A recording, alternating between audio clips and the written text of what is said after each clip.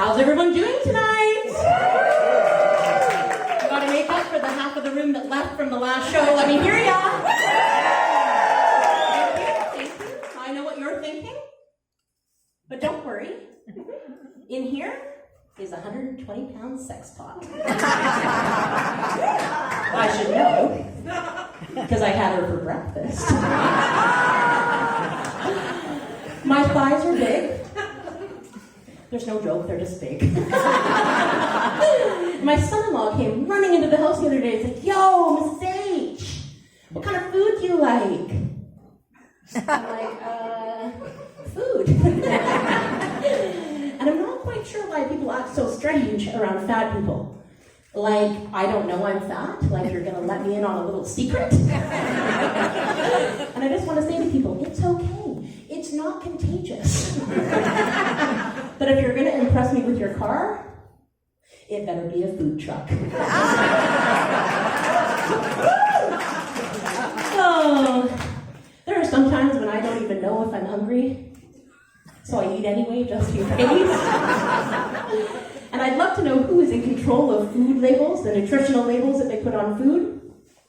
Like, who in the heck just eats 6 chips? Give me a break. They need to have a "ate the whole damn thing" section. Sometimes I like to do nothing. But it's weird because I'm not really sure when I'm finished. The other day I stayed with a friend and she yelled so loud that even I brushed my teeth and went to bed.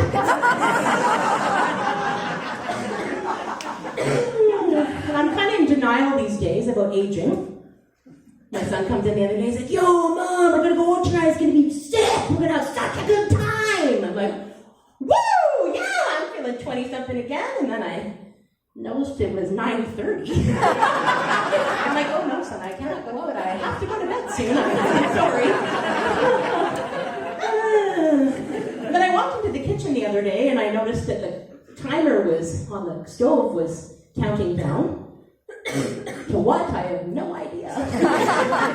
But there were 12 minutes left to something.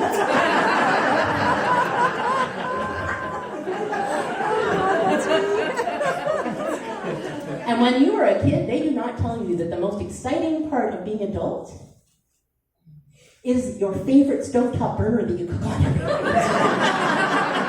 Woo! Likes the party. And I now understand why people get so excited on The Price is Right when they win the appliance package. Oh, big chance. I'm not sure if I should be more worried about myself or more worried about the 20-somethings. I have 3 of them, so I consider myself a little bit of an expert. But my daughter comes running in the house the other day and she says, "Mom, my phone is ringing. What do I do?"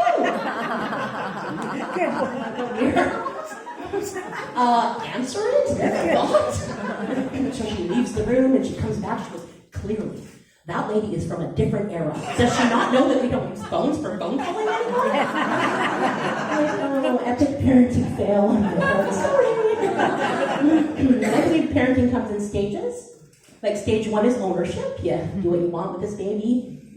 Stage 2 is more like management, policies, procedures, expectations, consequences. The 3rd stage, I call consulting. My children called it, "Thank you, I'll do it my way." Let me tell ya.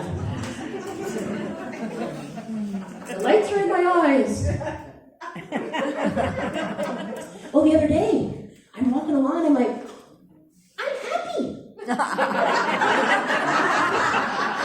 And my anxiety said, "Well, I hope you enjoyed those 2 minutes."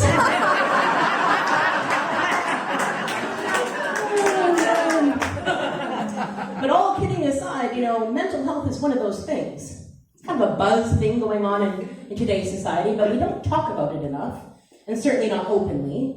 Because if you saw me this morning when my boyfriend said, "Study comedy till your eyes bleed," no pressure.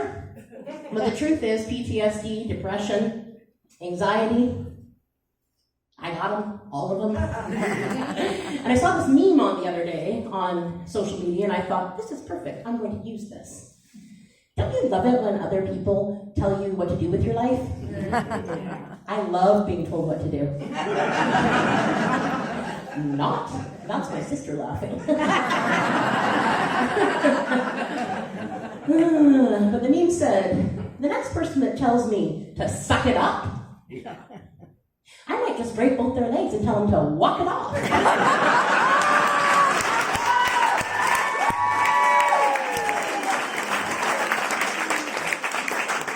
And of course, my mental illness brought me to addictive comedy. Yay! Addictive comedy. Thanks for having a safety net for all us in need. But I've been hanging out with the fellow fine individuals at addictive comedy. You know, fine. As in fucked up, insecure, neurotic, and emotional. And some of them are addicts. Turns out I'm one of them. Who knew? Like literally anyone who's ever looked at me knew I was an addict. Of cocaine, of course.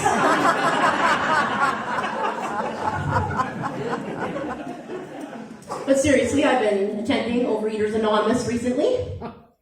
Thank you. And I got to my first meeting, and I was sitting there, and about halfway through the meeting, they brought out some food. I remember thinking, did I come to the wrong meeting? Because I am pretty sure at Narcotics Anonymous, you can't just have your cocaine on the table. But how's that lemon loaf?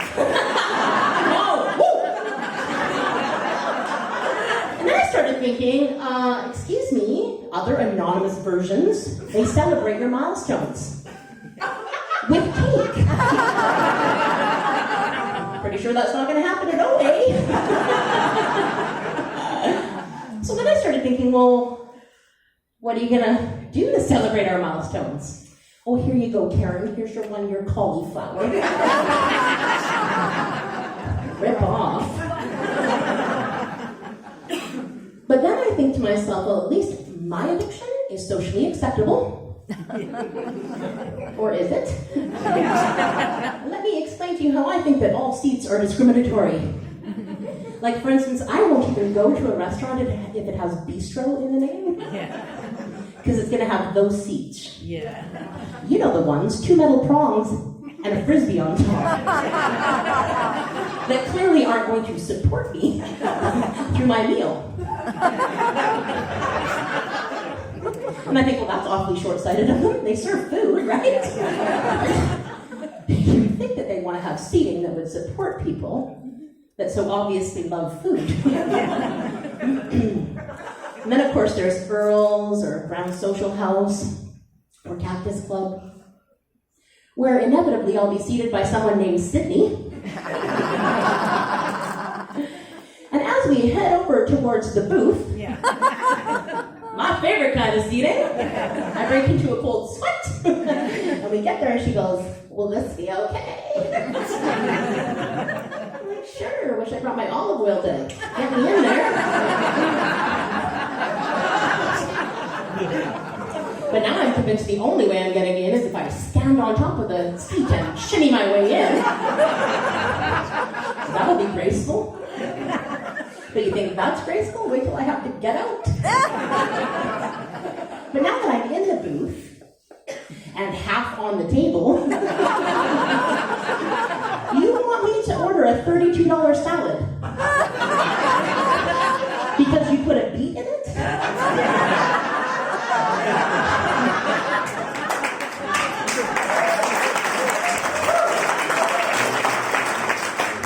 And transit. Now that's fun for fat people. And the other day I sat down and this guy literally acted like I accosted him. I'm like, listen, Mac, I don't want my flank to be sitting on your knee any more than you do.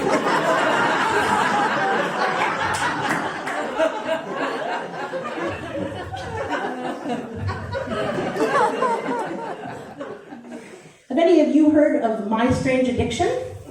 Yeah. It's showcased on TLC, otherwise known as The Learning Channel. where you can catch such shows as Swamp People, Little Dog the Bounty Hunter, maybe some Honey Boo Boo. Needless to say, I kept watching, because I'm fascinated. I'm like, how do these people get this addiction? Like the woman that likes to drink laundry detergent. Far before teenagers made it cool. And or the lady that likes to eat cat treats. And I'm thinking to myself, have you ever smelled them? Like, who in their right mind would put that in their mouth? But my favorite was the lady that ate Gyprock. Now, for those of you that don't know what Gyprock is, it is literally the thing that the walls are made of. And I wondered to myself, well, how does one get this addiction? There's a wall and it's exposed. Walk over to the edge and click off a little piece and then put it in your mouth and like it so much it becomes a full-blown addiction.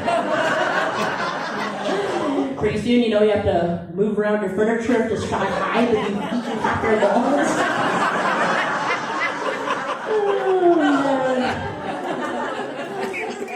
So the other day, I'm driving in the car and I noticed this guy behind me and he's like shaking his fist, he's really angry, he's yelling things, and I'm thinking, all right, well, roll down the window to see what he's saying.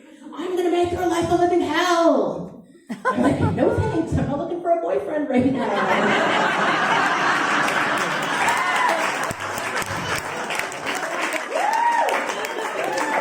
So my boyfriend and I just celebrated our 2-year anniversary. And he's like, oh man, you look like a hooker when you wear makeup.